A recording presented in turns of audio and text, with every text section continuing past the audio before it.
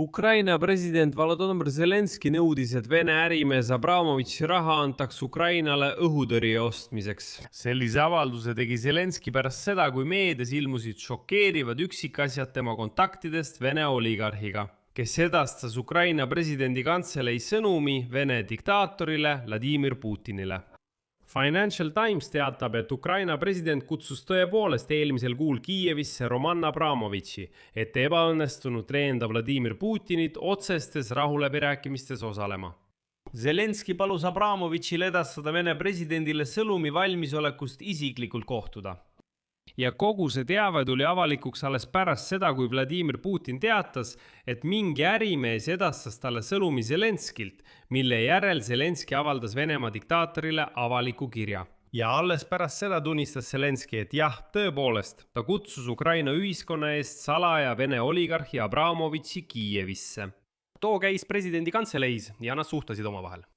Kuid teine väljaanne, Ukraina Kontekst, avaldab veelgi šokeerivamaid üksikasju.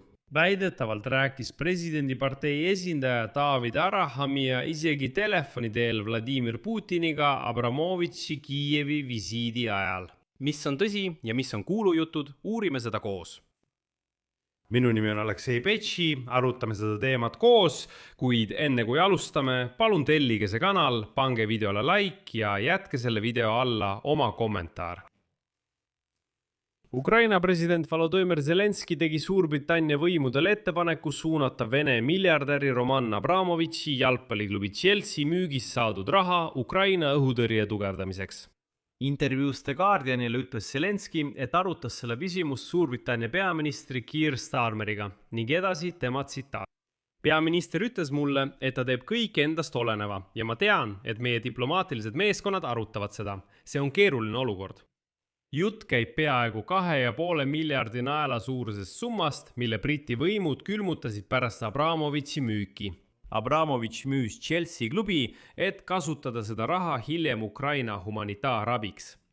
Zelenski sõnul saab seda raha kasutada kalli õhutõrjemoona ostmiseks ja Ukraina energiasüsteemi kaitsmiseks Venemaa raketirünnakute eest. Järgneb veel üks Zelenski tsitaat. See raha võib aidata, see on meie vahel õiglane. Venemaa alustas seda sõda, miks mitte kasutada Vene raha. Samuti märkis Zelenski, et hiljutise sõja ajal toimus Kiievis kohtumine Abramovitšiga. Ta ütles Vene miljardärile otse, meil on vaja teie raha. Ja just siin algab kõik kõige huvitavam.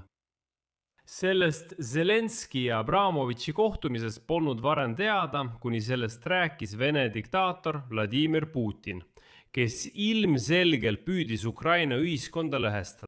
Ja alles nüüd Zelenski rääkis, et jah, tõepoolest mais kohtus ta Abramovitšiga.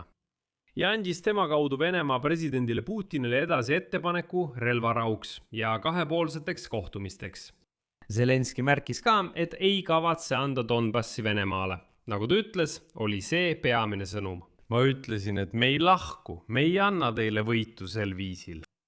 Ja siin märgin, et varem kirjutas Financial Times, et Zelenski kutsus eelmisel kuul Abramovitši Kiievisse, et edastada sõnum Putinile. Nii. Ukraina soovis näidata oma tõsist kavatsust pidada otseseid rahuläbirääkimisi venelastega.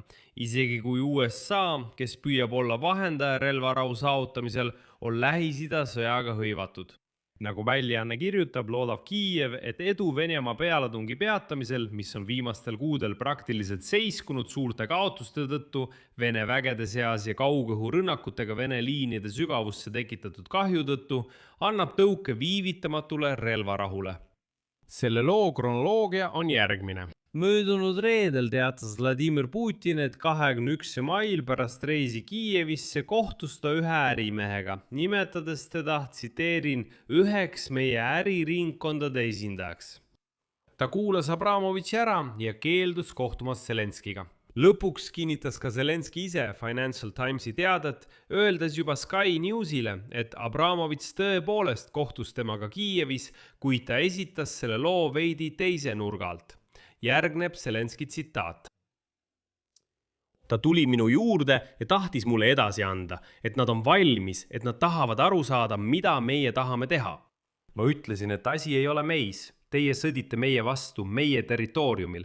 ja ma rääkisin talle Donbassist. See oli peamine sõnum. Me ei lahku ja me ei anna teile sellisel viisil võitu. Me rääkisime ka igasugustest kompromissidest. Ma ütlesin, et relvarahu on meie poolt kõige suurem kompromiss. Ja nüüd andis Zelenski Abramovitšile mõista, et on valmis kohtuma Putiniga igal ajal ja igas formaadis ja palus seda Vene diktaatorile edasi anda. Aga kurb on see, et teates sellistest läbirääkimistest saavad ukrainlased teada kas Putinilt või lääne meediast. Mainin, et Abramovitš on juba olnud vahendajaks Venemaa ja Ukraina läbirääkimistel alates sõja esimestest nädalatest 2022 aastal. Oligarh osales vahendajana läbirääkimiste voorus Istanbulis 22. märtsil 2022. Samuti kinnitab Financial Times, et Abramovitš aitas sõlmida kokkuleppe, mis tagas Ukraina teravile ekspordi Musta mere kaudu sama aasta lõpus. Samuti teatatakse, et Abramovitš osaleb endiselt vangide vahetuses ja muudes kahepoolsetes läbirääkimistes Ukrainaga. Sealhulgas ummikusse jooksnud rahuplaani eri aspektides. Ja teate, siin on mul kui Ukraina kodanikul üks küsimus. Aga miks Zelenski nii väga usaldab Abramovitšit? Ja edasi toolma teile ühe tsitaadi ajalehest Financial Times. Abramovitši sõnul arvab Ukraina juht, president Zelenski, et suudab kõik probleemid lahendada oma isikliku karisma maagia abil juhtide isiklikul kohtumisel, ütles oligarhile lähedane inimene. Abramovitš nimetab Zelenski tegevust kapteni rivaalitsemiseks. See on analoogia komöödiasaatega KVN, kus Ukraina president esines enne poliitikasse minekut. Putin ei ole sellest üldse huvitatud. See ei mõju ka Trumpile, kuid Zelenski on sellest täielikult kinnisideks muutunud, lisas allikas. 2 kõrgetasemelist Ukraina ametnikku kirjeldasid Zelenski Abramovitši kaudu saadetud sõnumit kui Putini poole pöördumist meenutavat avalikku kirja, mille ta avaldas neljapäeval presidendi veebilehel ja mis tekitas Moskvas vihase reaktsiooni.